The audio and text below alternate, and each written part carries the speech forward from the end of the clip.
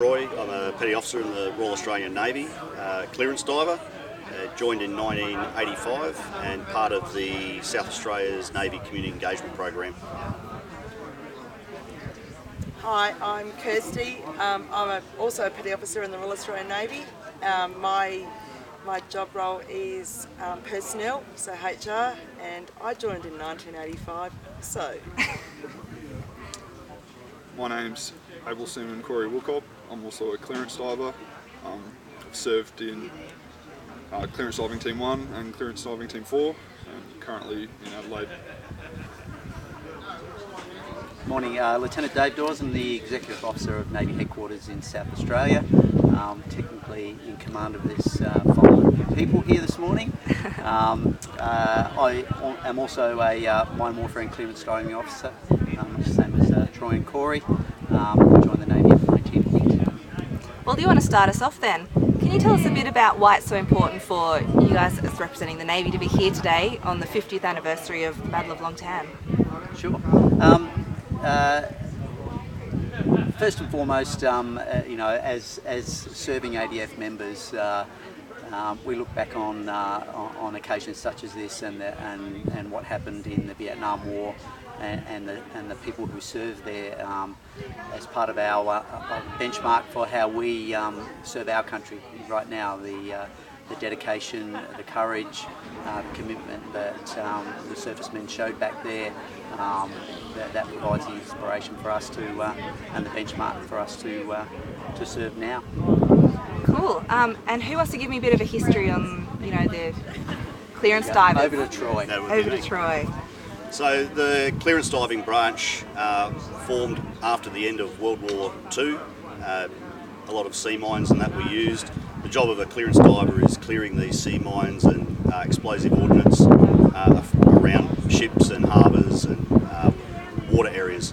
So 1951, the branch was formed out of that original core group. At the time of the Vietnam War, Australian clearance divers went across. They found that there was a real need for doing that in the waters of South Vietnam, in the harbour areas. So they formed Clearance Diving Team 3 and then sent them over, and clearance diving attachments were sent to South Vietnam for most of the Vietnam War and were amongst the last to be sent out of the Australian forces. From our experience there, we actually changed the way that clearance diving was set up in Australia up until the Kuwait War, and from their experiences there, where we again had Clearance Diving Team 3, went over there to clear mines, and we actually did a better job than any of the other coalition forces because of the dedication and the amount of time that we went into training for those things. The second Gulf War, we then reformed again and went across, and instead of clearing just harbours, we did a lot of surface work on the Alfor Peninsula. We cleared the Umkasa port of explosive ordnance and mines with the help of the Americans and the Brits, so humanitarian aid could actually get in. Because of our bomb disposal stuff, we've also sent people to Vietnam, so much like being here in Alice Springs, so far away from the water, our core training enables us to actually go and work with the Army, work with the Air Force, where there is no water. Cool.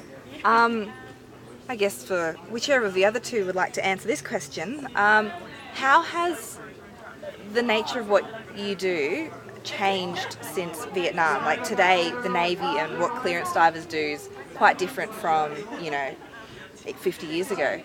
Are you able to answer anything on that? So take this one. Technology. I guess the biggest changes has been the technological advances. In Vietnam, the very nature of the work was very much hands-on. We had clearance divers operating in waters with nil visibility, everything done by touch. So it was very, very intimate work. We're now at the technological edges where we have We have sonars that can operate in nil visibility, and it's very much moving towards remotely dealing with explosive ordnance. So there's a big step between, I guess, the value we place on human life, noting that back in Vietnam, didn't have the technology, so there was only one way to do it. So people would get in there and do the dirty work, whereas these days we're now moving more and more towards robots and remote. So I guess that's the biggest change. What hasn't changed, I think, is the dedication and the courage that people show still, and Troy can attest to that back in the Gulf War too. Cool. Maybe for you, Corey, how does it feel being at something like this today? You're the new generation of clearance divers, to seeing all the older vets here and knowing that they've sort of handed on the torch to you guys today. How does that feel? Yeah, feel very proud, and great opportunity to come show my respects to the veterans, and I think what they've done during the time they served and afterwards is pretty great. So.